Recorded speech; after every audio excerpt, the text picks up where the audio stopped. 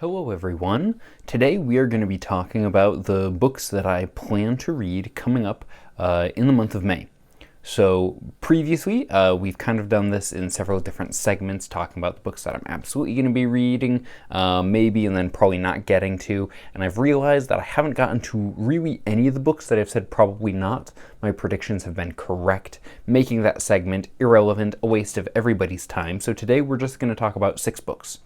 3 that are absolutely going to get to this priority of the month, and then 3 that I would like to get to, currently I'm planning to get to, but not a firm commitment right now. So the first book that we're going to talk about that is an absolute yes for this upcoming month is going to be The Winter King by Bernard Cornwell. So there's kind of an odd story behind this book. So Bernard Cornwell's King Arthur trilogy has kind of become a booktube, fantasy booktube darling, which is funny because my understanding is that it leans more historical fiction than it does fantasy. I picked up this trilogy when I was like a very young teenager, like 13 or 14. I just picked it up at thrift stores, would find one, was like, oh, this is with the other 2, and pieced the trilogy together. And I got it simply because it was a King Arthur trilogy. Didn't know anything about it, didn't know anything about Bernard Cornwell.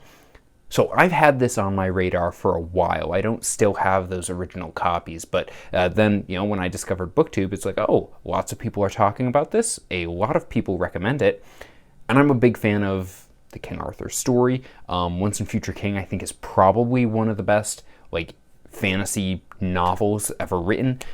If you want to call it a fantasy standalone, it's definitely near the top of the list there. So Bernard Cornwell, I know, takes a very much historical look at it, a very grounded look at it. Stephen Wahed also does that in his Pendragon cycle, but Stephen Wahed also plays up a lot of the religious conflict, Druids versus Christianity. I don't think Cornwell does that as much, so I'll be interested to see how that differs from the other historical take on the Arthur mythos that I've read. So it's on the list. Right now, I'm just committing to The Winter King, the first book in the trilogy. It's also told from a first-person perspective, recounting their tale. I love those type of books, so I'm excited to get to this. If this goes well, I might try to fit in at least 1, maybe 2 of the other books in the trilogy in this month, but for sure we're going to get to The Winter King. It's been a very long time since I've just blazed through a trilogy, just done one boom, boom, boom, after another. I did that with First Law back in the day. I did that with Book of the New Sun. I'm trying to remember what else. I think I did that with the Broken Empire trilogy by Mark Lawrence last year, but it's been a while since I've done one after the other, so maybe it's time to do that again with these Bernard Cornwell books. The next book that I'm going to get to for sure this month, and this is going to come as a surprise to nobody, but is The Devils by Joe Abercrombie. Easily one of the most anticipated fantasy releases of the year. I'm excited for it, just like everybody else is. As I've said before, I'm excited to see more Abercrombie's use of apotropaic imagery in this book. Now, some of the things that have come out since then, some of the early reviews have been kind of mixed, so I'll be interested to see where I fall on this, because I know a lot of Abercrombie fans will say that the Blade itself does not have a plot, which is not true. Especially if you go and reread it, you will see that that is not true. It is just that the plot of the Blade itself is hidden from most of the main characters, and then for us as a reader, it's hidden until near the end of the book and into book 2 before they are hanged. So, in hindsight, you see what the plot is, but on the first read, it's a little bit more confusing. So, some people have said similar things about The Devils, that there's not a strong plot there. This is sort of, medieval Suicide Squad is my understanding, that the Pope and the Catholic Church uses these monsters to kind of do their dirty work that needs to be kept off the books. So I'm excited to read it. I don't know how I will ultimately feel about it, but I'm at least excited to try it. So far, all of my Joe Abercrombie stuff has been First Law, so I'm excited to see him try something else. Haven't read The Shattered Sea at all, so it'll be interesting to see what new tricks he has up his sleeve. And then the third book that we're going to say for sure this month is going to be Cold Silver for Souls by Tori Tecken. So Tori, obviously, here Tori Talks has a channel on BookTube, very well loved, and her novel The Bloodstones was one of the first books that I read earlier this year and really enjoyed it quite a bit. Probably in the top 5 or 10 self-published fantasy novels that I've read. So this is a fantasy Western novel, and I don't know much more about it other than that. It's been pitched as fantasy Western. Basically, that's enough to sell me on it, because this is a criminally underused subgenre. I know there's some in Mistborn Era 2, and then there's a few other fantasy Western novels out there, but criminally underused, and that's a real shame. There's a lot of slander against the Western genre on BookTube, and I think that just comes from or at least on fantasy BookTube, and I think that comes from not a lot of fantasy readers being well read in Westerns. I could be completely wrong on that, but that's my hunch at least. So this is definitely going to be a high priority this month. Throughout the months of this year, I've been trying to do at least one self-published fantasy book each month, and then one classic lit. So this is my self-published read. However, it might not be my only self-published read, because the first one on the maybe list is going to be By Blood, by Salt by J.L. Odom. So this is an SPFBO finalist this year.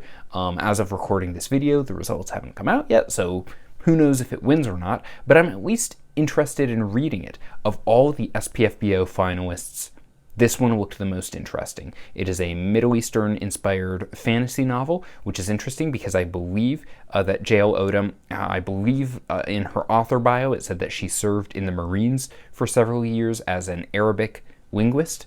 So I'm sure that played a huge part in the writing of this book, and I think she just published the sequel to this rather recently. So if I really love this one, there's another one to hop right into. So this one, once again, I don't know much about it other than that it is a military fantasy novel with a Middle Eastern setting. So it looks really interesting, and I'm excited to get to it. The next one on the maybe list is going to be Drawing of the Dark by Tim Powers.